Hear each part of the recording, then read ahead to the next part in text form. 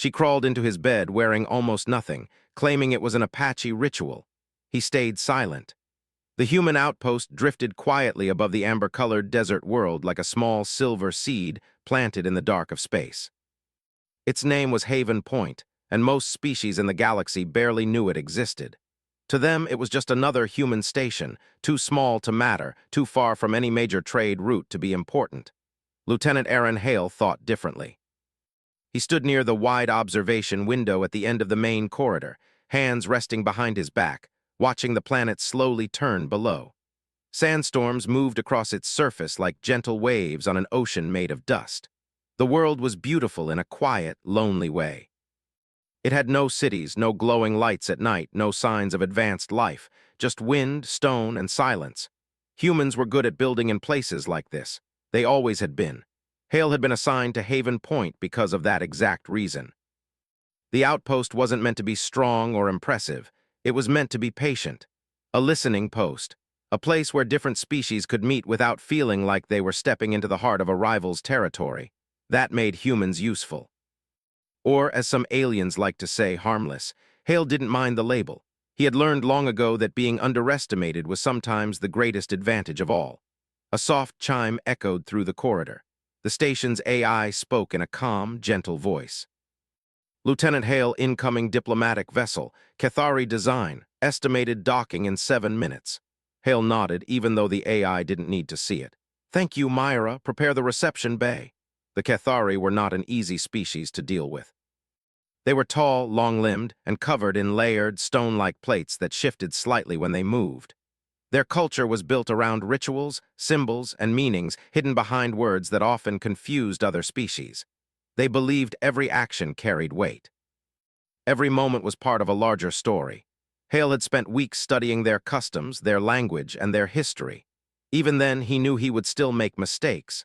But humans were good at that too, trying again after getting things wrong. When the Cathari ship finally docked, the station felt different. The air seemed heavier, even though nothing had changed. Hale stood in the reception bay with 2 of his crew members behind him, waiting as the airlock doors slid open. A group of Cathari stepped through, their movements slow and graceful. At the front was their ambassador, Sareth. She was taller than Hale by nearly a head, her stone-like plates marked with faint, glowing lines that shifted in soft patterns. Her eyes were dark and reflective, like polished glass. "Lieutenant Aaron Hale," she said, her voice smooth and careful, as if every word had been chosen long before it was spoken. "We accept your station's invitation to speak." Hale gave a small bow, one of the gestures he had learned from their cultural guides. "Ambassador Sareth, Haven Point welcomes you. We're honored you came." Sareth studied him closely. Her eyes moved over his uniform, his face, the human crew behind him, and the walls of the station itself. It felt less like being looked at and more like being measured. "Your kind builds in empty places," she said. "Why?" Hale thought for a moment. "Because empty places don't stay empty for long. Someone always comes along. We like to be there when they do." That answer seemed to interest her. The glowing lines on her plates shifted slightly. The first day of talks went smoothly but carefully. They discussed trade routes, shared space, and the growing tensions between different empires in nearby systems. Sareth spoke often of balance and tradition. Hale spoke of cooperation and survival. By the end of the session, both sides were tired but thoughtful. That night, the station lights dimmed as the crew moved into their rest cycle. Hale returned to his private quarters, a small but comfortable room with a narrow bed, a desk, and another wide window looking out into space. He sat at the desk for a while, typing notes about the day's meeting. The Cathari were clearly worried, not just about humans, but about their own people. Their empire was under strain, and they were searching for something, though Hale wasn't sure what yet. He finally lay down, letting the quiet hum of the station fill the room. Sleep came slowly. A soft sound pulled him back to awareness. At first, he thought it was the station settling, metal shifting as it always did. But then he heard it again. A careful movement, a quiet step. Hale opened his eyes. The door to his quarters was sliding shut. Someone was inside. He didn't reach for an alarm. He didn't move at all. He simply watched. Sareth stood near the door. She was not wearing her usual diplomatic markings or ceremonial plates. Instead, she was wrapped in thin, flowing fabric that barely covered her stone-like form. The glowing lines along her body were dimmer now, softer, like starlight instead of fire. Hale's heart beat faster, but he kept his face calm. "Ambassador," he said quietly. She raised a hand, a gesture he recognized as a request for silence. "This is not a diplomatic visit," she said. "This is a ritual." Hale sat up slowly, careful not to make any sudden movements. "I wasn't told about any ritual." "Of course not," Sareth replied. "It is not ours." "It is yours," Hale blinked. "Mine, human," she corrected. "Your people." She stepped closer, her movements slow and deliberate. "Our archives speak of an ancient human tradition, a bond formed through shared vulnerability, through closeness without words. A way to measure the truth of another being without force." Hale realized, with a strange mix of surprise and concern, that she was serious. "I think there's been a misunderstanding," he began. But she gently lowered herself to the edge of the bed, close enough that he could feel the faint warmth coming from her stone-like skin. "We are a people on the edge of breaking," Sareth said softly. "Our leaders speak of strength, but our citizens speak of fear. We search for something your kind seems to carry without trying: unity, endurance, the will to keep going even when everything falls apart." Hale didn't interrupt. "Our scholars found records of your tribes," she continued. "The Apache, they believed in learning through presence, in sitting beside another and sharing the moment instead of controlling it."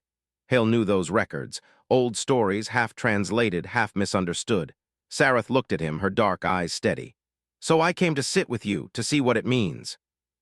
The station's AI chimed softly in Hale's ear, a private channel only he could hear. "Lieutenant, this interaction has been flagged as diplomatically significant," Myra said. "No protocols apply." Hale almost smiled. He took a slow breath and stayed where he was. "Then we can sit," he said. "That part's easy." They didn't touch, they didn't speak. They simply stayed there, two beings from different worlds, listening to the quiet hum of a station floating between stars. Time passed in a way Hale couldn't measure. Minutes felt like hours. Or maybe it was the other way around. Finally, Sareth stood. "I do not fully understand your people," she said, "but I believe this moment will be remembered." She moved toward the door, then paused. "Lieutenant Hale." "Yes, your silence is not empty," she said.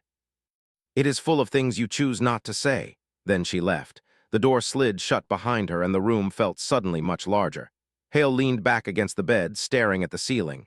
The AI spoke again. "Lieutenant, other delegations have begun monitoring our station. Word of this encounter is spreading." Hale closed his eyes. "Yeah," he said quietly. "I figured it would." Outside, the desert planet turned slowly below, unaware that something small and quiet had just happened above it. Something that might, in time, change far more than anyone expected. The station felt different the next morning. Lieutenant Aaron Hale noticed it as soon as he stepped out of his quarters. The usual quiet hum of Haven Point was still there, the soft lights still glowed along the curved corridors, and the crew still moved through their routines. But beneath it all, there was a sense of attention, like the station itself was holding its breath. He walked toward the main hall, passing crew members who gave him quick, curious looks before pretending to focus on their work. News traveled fast on a small outpost, even when no one said anything out loud. Myra, the station's AI, spoke softly through the speakers. "Good morning, Lieutenant. Multiple external monitoring signals detected. Non-hostile. Observational only." Hale sighed quietly. "So they really are watching?" "Yes," Myra replied. "At least 4 neighboring species have begun passive scans of the station. Your interaction with Ambassador Sareth has created interest." "Of course it has," Hale muttered. He entered the dining area and picked up a cup of warm, nutrient drink. He barely tasted it. His mind kept returning to the quiet moment in his room, the strange stillness he had shared with Sareth. He hadn't expected it to matter, yet somehow it already did. Across the room, his second-in-command, Officer Lena Brooks, approached him. "You look like you didn't sleep much," she said gently. Hale gave a small smile. "That obvious? On a station this quiet, everything stands out," she replied. "Including visiting ambassadors sneaking into command quarters." Hale nearly choked on his drink. "So everyone really does know." "Not everyone," Brooks said, "but enough. What happened?" Hale thought about how to explain something that barely made sense to him. "She thought we had a ritual, one about silence, about sitting with someone instead of trying to control them." Brooks raised an eyebrow. "And you went along with it?" "I didn't see a reason not to," Hale said. "Sometimes letting people believe something good about you isn't the worst thing." Before Brooks could respond, Myra's voice returned. Ambassador Sareth has requested another meeting. She is currently in the observation chamber.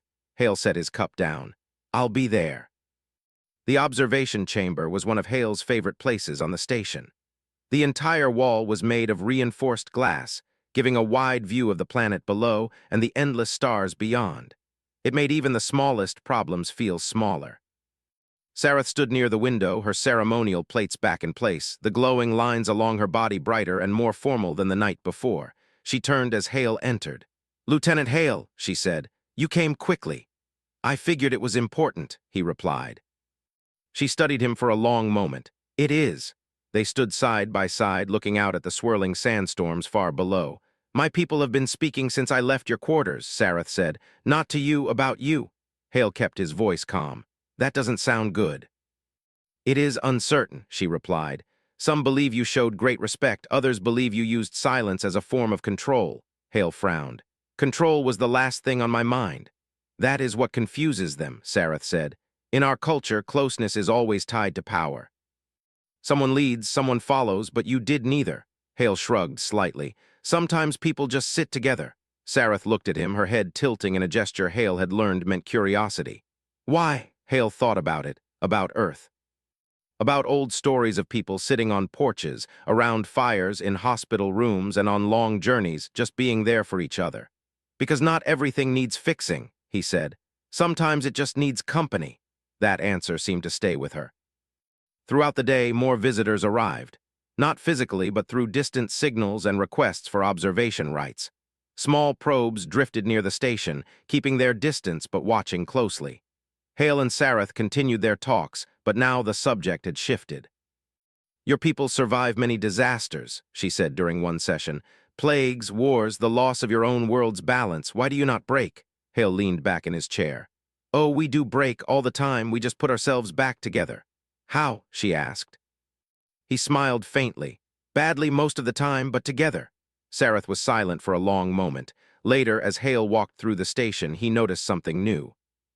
Crew members were talking to the Cathari delegates in the halls, not about trade or politics, but about simple things. Food, music, whether back on Earth, strange stories from long space voyages. The Cathari listened. They asked questions. One of them even tried to laugh, though the sound came out more like a low, echoing hum.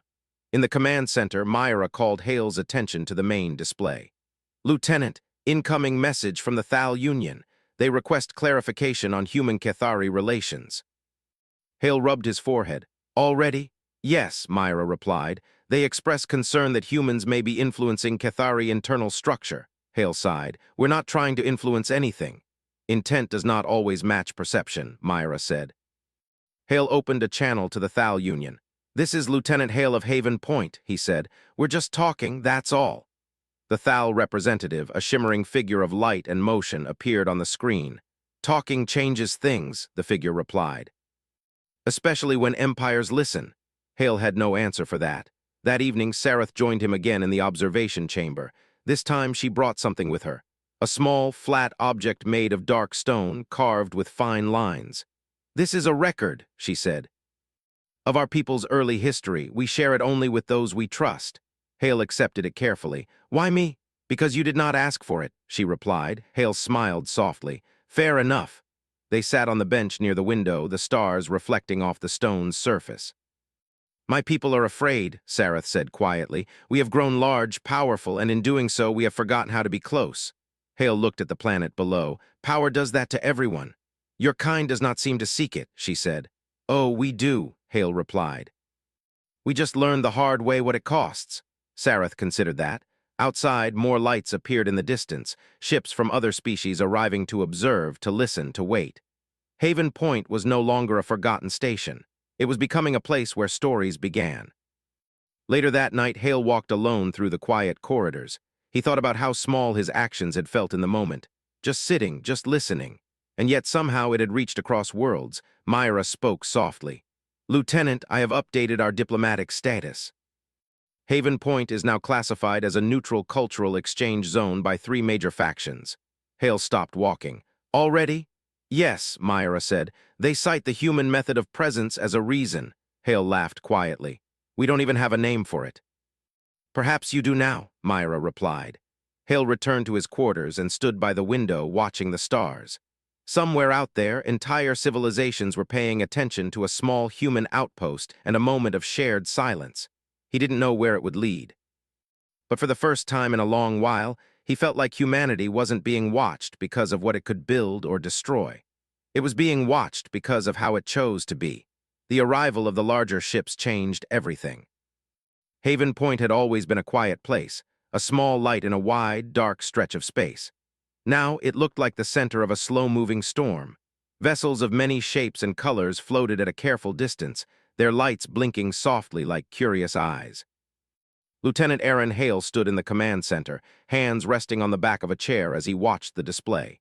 "So much for being unnoticed," he said. Myra's calm voice answered. "The probability of this station returning to low-traffic status is now less than 3%. Hale gave a short laugh. "Good to know." Sareth entered the room, her presence still and steady as ever. She paused beside Hale and looked at the screen. "They are not here for trade," she said, "or war." "No," Hale agreed. "They're here to figure out who we are." Sareth turned her head slightly. "And what will they find?" Hale thought about the question. He thought about Earth, about stories of human history full of mistakes, hope, fear, and stubborn courage. "I guess they'll find people who try," he said. "Even when we don't really know what we're doing." That seemed to satisfy her. A message alert chimed. Myra spoke. "Multiple species request a shared session. They propose an open forum aboard Haven Point." Hale blinked. "An open forum?" "Yes," Myra replied. "A public exchange of ideas, observers, delegates, and independent travelers." Hale exhaled slowly. "They want to turn us into a meeting hall." Sareth's glowing lines shifted faintly. "This is a test." "Of what?" Hale asked. "Of whether humans truly stand as they appear," she said. "Open, patient, willing to listen." Hale straightened. "Then let's give them a place to talk." The station crew worked quickly. The main hall was cleared and expanded using movable walls and light panels. Seats were arranged in wide circles instead of rows, a choice Hale made on instinct.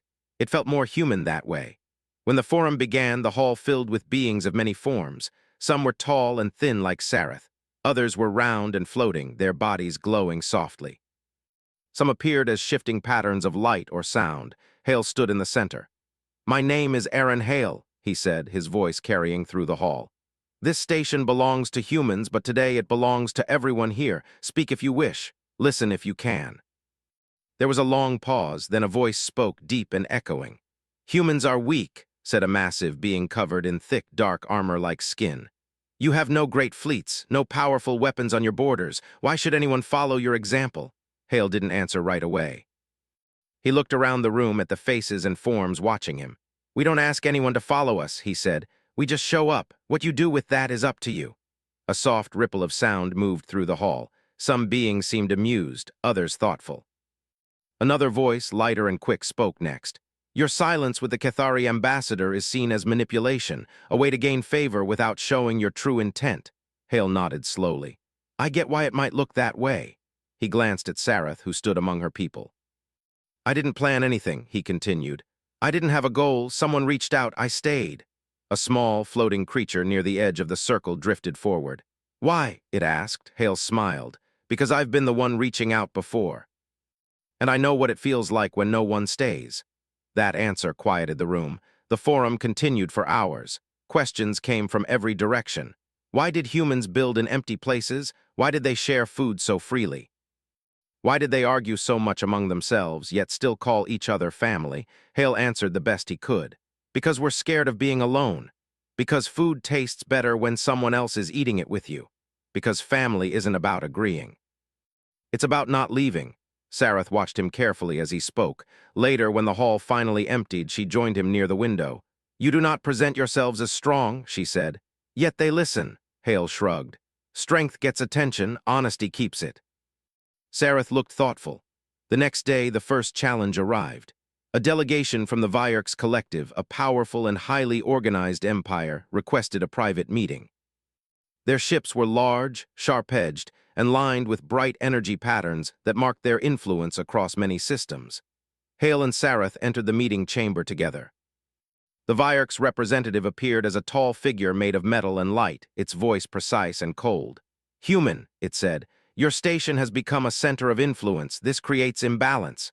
Hale crossed his arms loosely. We're not trying to influence anyone. Intent is irrelevant, the representative replied. Effect is what matters. The Cathari have begun internal reforms. Smaller factions are copying human social practices. This weakens established power structures. Sarath stepped forward. Or it strengthens our people in new ways. The Vyarch's figure turned slightly toward her. Stability comes from order, not change. Hale leaned forward. Stability comes from people believing in the system they live under, not just obeying it. The Vyarch's representative paused. Belief is inefficient. Maybe, Hale said, but it lasts longer. The meeting ended without agreement. As the Vyarch's ships pulled back, Hale felt a knot form in his chest. They don't like what we're doing, he said. Sarath nodded. They fear losing control. Are you afraid? Hale asked. She considered the question. Yes, but I am more afraid of staying the same. Over the following days, more stories began to spread. A small trade ship reported that two rival clans on a distant station had settled a long-standing dispute by sitting together in silence, copying what they had heard about Haven Point. A mining colony invited human volunteers to help rebuild after a storm, not because they were the strongest, but because they were known to stay until the work was done. Hale listened to these reports with a mix of pride and worry. Myra spoke one evening as Hale walked through the corridors. Lieutenant, pattern analysis suggests humans are becoming a cultural reference point. Hale stopped. That sounds dangerous. Influence carries risk, Myra agreed, but it also carries opportunity. That night, Sarath visited the observation chamber again. My people's leaders are divided, she said. Some want to form a closer bond with humanity. Others want to step back to avoid angering stronger empires. Hale looked out at the stars. What do you want? She hesitated. I want my people to choose their own path, not one forced by fear. Hale nodded. That's something humans fight for too, sometimes even with each other. Sarath's glowing lines softened. You make struggle sound normal. It is, Hale said. The trick is not letting it turn you into something you don't recognize. A soft alert interrupted them. Lieutenant, Myra said, incoming broadcast from multiple systems. They request a message from you, a statement of human intent. Hale closed his eyes for a moment.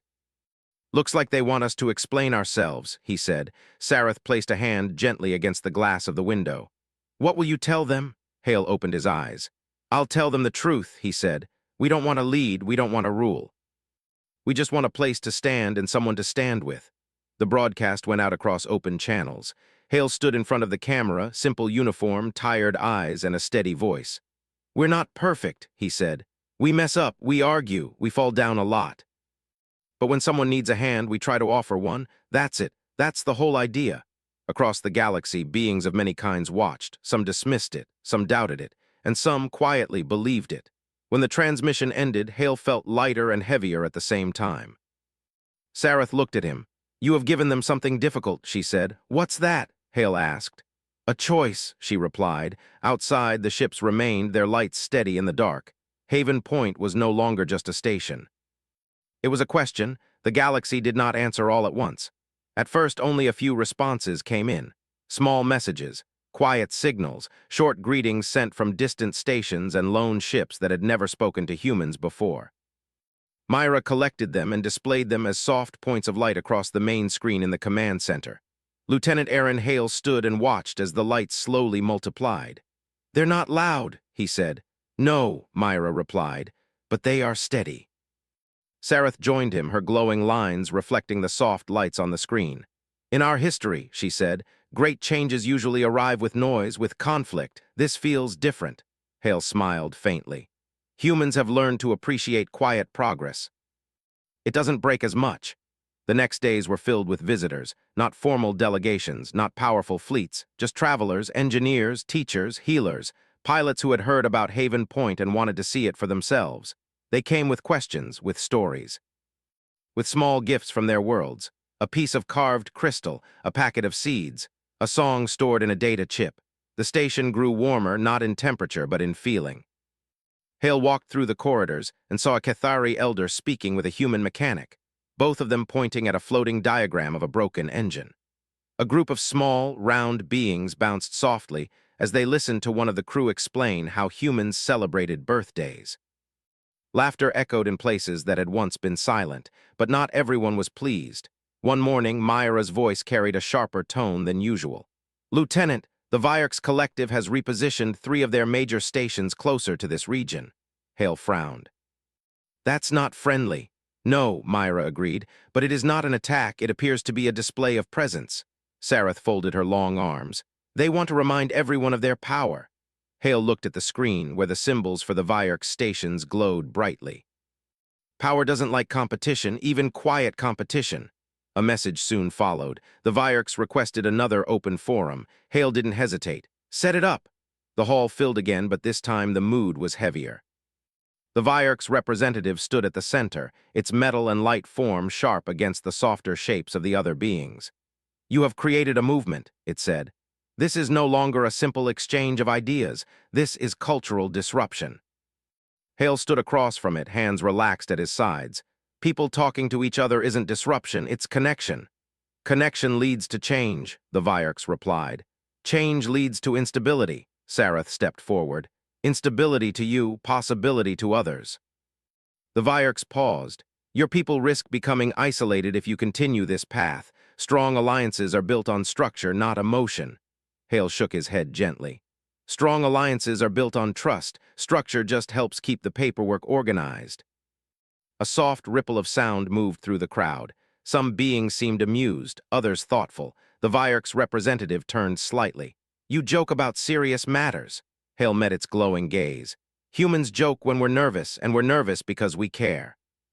The forum ended without agreement again, but something had changed. As the Vyarks' representative left, several smaller factions remained behind. They didn't speak to the Vyarks. They spoke to each other, Hale noticed. Later that evening, he sat alone in the observation chamber, watching the distant lights of ships drift slowly through space. Sareth joined him quietly. "You are building something without walls," she said. Hale smiled. "Walls make people feel safe. But they also make people feel trapped." "My people have many walls," Sareth said softly. "Rules, traditions, expectations, they keep us strong, but sometimes they keep us apart." Hale looked at her. "It's okay to keep the good ones and let the rest go." Sareth considered that. The next day, something unexpected happened. A message arrived from a distant Cathari world, not from leaders, not from officials, but from a group calling themselves simply the Listeners. They asked to visit Haven Point. When their small ship arrived, Hale and Sareth met them in the reception bay. They were young by Cathari standards, their plates less marked, their glowing lines less formal. "We heard about the silence," one of them said. "About sitting without power." Sareth looked surprised. "That was not meant to be a teaching." "Maybe not," the young Cathari replied, "but it became one." They stayed for days. They spoke with humans, with other visitors. They sat in the observation chamber and watched the stars. When they left, they carried stories back with them. Myra tracked the spread of those stories like ripples in water, small at first, then wider. Hale began to receive messages from places he had never heard of, small colonies, lost stations, traveling families who lived their lives between systems. They thanked the humans for building a place that did not ask for anything in return. Hale felt a strange mix of pride and worry. "This is getting bigger than us," he said to Sareth one night. "Yes," she agreed, "and that is what makes it real."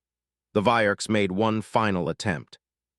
They sent a formal notice to multiple factions, suggesting that Haven Point be placed under shared oversight to maintain galactic stability. In simple terms, they wanted control. The response surprised everyone. One by one, messages came in, from the Thal Union, from independent traders, from small cultural groups, from the Cathari people themselves. They declined, not with anger, not with threats, but with a simple statement. "Haven Point serves all, it belongs to none." Hale read the message twice. Sareth closed her eyes for a moment. "My people have never spoken like this before." Hale looked at her. "How does it feel?" "Terrifying," she said, "and freeing." The Vyarks stations did not move closer after that. They stayed where they were, watching. Life on Haven Point settled into a new kind of rhythm. There were still meetings, still negotiations, still moments of tension. But there were also shared meals in the main hall where beings of many kinds sat together and tried each other's food. There were music nights, where strange sounds and human songs blended into something new. There were quiet hours in the observation chamber, where anyone could sit and look at the stars without being asked who they were or what they wanted. Hale walked through it all, sometimes feeling like a host, sometimes like a guest in his own station. One evening he found Sareth standing alone by the window. "My leaders have sent a message," she said. "Good or bad?" Hale asked. "Both," she replied. "They wish to change our system of rule, slowly, carefully. They say our people are ready to be heard more often." Hale smiled. "That's a big step." "They say it began here," she said. "With silence." Hale looked out at the stars. "Funny how the quiet things echo the farthest." Sareth turned to him. "What will your people do now?" Hale thought about Earth, about Haven Point, about the ships outside and the voices across the galaxy. "We'll keep doing what we're doing," he said, "building small places, waiting for someone to show up." Offering a chair and a moment, Sareth's glowing lines softened. "Your kind is strange," Hale laughed quietly. "We've been told." A soft alert chimed. "Lieutenant," Myra said, "new classification from multiple factions." Haven Point is now recognized as a common ground station, a neutral space for dialogue and cultural exchange. Hale closed his eyes for a second. "That's a fancy title," he said. "It carries weight," Myra replied. Hale opened his eyes and looked at Sareth. "Guess we better live up to it." Outside, the ships continued to drift. Some came, some left, but the light of Haven Point stayed steady. Not bright, not powerful, just there. Years passed, but Haven Point never became old. It changed, yes. The station grew wider, its halls longer, its walls covered with symbols, art, and writing from dozens of worlds. What had once been a small human outpost became something no one had planned and no one truly owned. It became a place people came to when they did not know where else to go. Lieutenant Aaron Hale was older now. His hair had lines of gray, and the easy strength in his walk had softened into something slower and steadier. He still wore a simple uniform, though many offered him titles and positions far greater than the one he held. He refused them all. He liked being the one who walked the halls, who knew the names of mechanics and travelers, who stopped to listen when someone looked like they needed to talk. One quiet morning, Hale stood in the observation chamber, watching a group of young beings from 3 different species sit together on the floor. They were laughing over a shared screen, trying to teach each other words from their home languages. Myra's voice spoke gently behind him. "Lieutenant, you are scheduled to receive a historical delegation in 1 hour," Hale smiled. "That sounds serious." "It is," Myra replied. "They are representatives from multiple systems. They wish to record the origins of what they call the Silent Accord." Hale chuckled. "We never agreed to anything." "History often names things after they happen," Myra said. Sareth entered the chamber a moment later. She too had changed.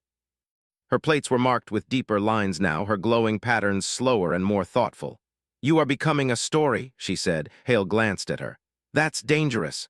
"Stories can be dangerous," she agreed, "but they can also guide." The delegation arrived in the main hall. They brought recording devices, floating orbs of light, and thin sheets of data glass that shimmered as they moved. They asked Hale to sit in the center. "Tell us how it began," one of them said. Hale thought back to the night in his quarters, to a quiet knock, to silence and stars and a moment he hadn't thought would matter. "It began with someone who was tired and scared," he said, "and someone else who didn't leave." They recorded his words. They asked about the first forum, about the Vyerks, about the young Cathari who called themselves the Listeners. Hale answered honestly. "We didn't plan any of this," he said. "We just tried not to turn people away." When they were done, the delegation thanked him and left behind a small plaque made of clear crystal. It read, in many languages. Later that day, a ship arrived that made even Haven Point feel small. It was not massive like a war vessel or bright like a trade fleet. It was simple, smooth, and quiet. Its markings showed it came from far beyond the regions humans usually traveled. Myra's voice carried a hint of curiosity. "Lieutenant, the visitors identify themselves as the Alarin. They are observers of long cycles." Hale raised an eyebrow. "That sounds impressive." "They rarely speak to younger civilizations," Myra added. Hale met them in the reception bay. The Alarin were tall and light, their forms shifting like mist caught in sunlight. Their voices sounded like wind moving through leaves. "We have watched your kind for a long time," one of them said. "You rise, you fall, you rise again." Hale smiled. "Yeah, that sounds about right. We have also watched this place," the Alarin continued. "It has changed the paths of many." Hale gestured to the station around them. "It's just a place to sit and talk." "Places shape people," the Alarin replied. And people shape history. They asked to see the observation chamber. Hale led them there. They stood by the window, looking at the stars. In our records, one Alaran said, there are many great powers, many great wars, few great meetings. Hale folded his arms. Meetings don't make for exciting stories. Perhaps not, the Alaran said, but they make for longer ones.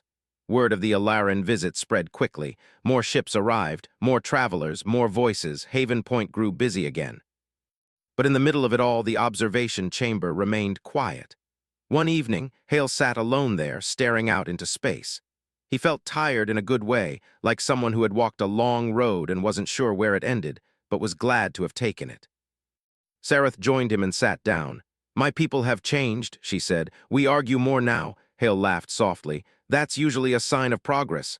They also listen more, she added. Hale nodded. That's the important part. Sareth looked at him.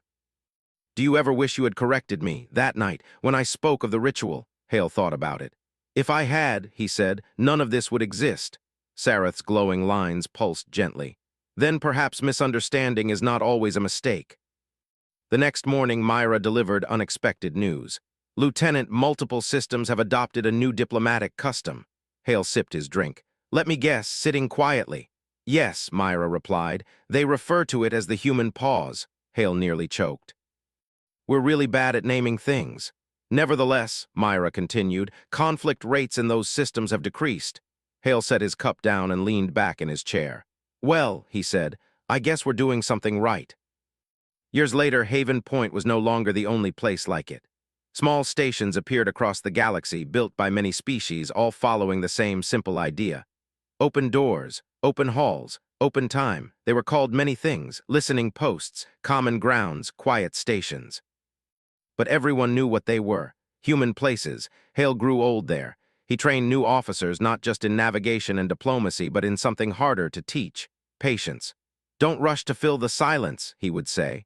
Sometimes that's where the important stuff shows up. On his last day of duty, the station gathered in the main hall. Humans, Cathari, Ilaran, dozens of others. Myra dimmed the lights and the stars outside became the only glow. Sareth stepped forward. You came to this place as a soldier, she said. You leave it as a story. Hale smiled. I was never very good at being either. They gave him a simple gift. A small bench carved from materials gathered from many worlds. It was placed in the observation chamber, facing the stars. A small plaque was set beneath it. It read. Hale laughed when he saw it. That's my legacy, he asked. Sareth nodded. It is a good one. Hale sat on the bench one last time, looking out at the endless dark and the endless light beyond it. He thought about Earth, about Haven Point when it was small and forgotten. About a night when someone had knocked on his door and asked for silence instead of answers. Across the galaxy, ships continued to travel. Empires continued to rise and fall. Conflicts still happened. Mistakes were still made. But now there were places to go before things went too far. Places where someone would listen. Long after Hale was gone, stories would still be told. Not about human weapons, not about human ships, not about human power, but about human presence. About a species that built small, quiet places in a loud, crowded universe and said, in 100 different languages,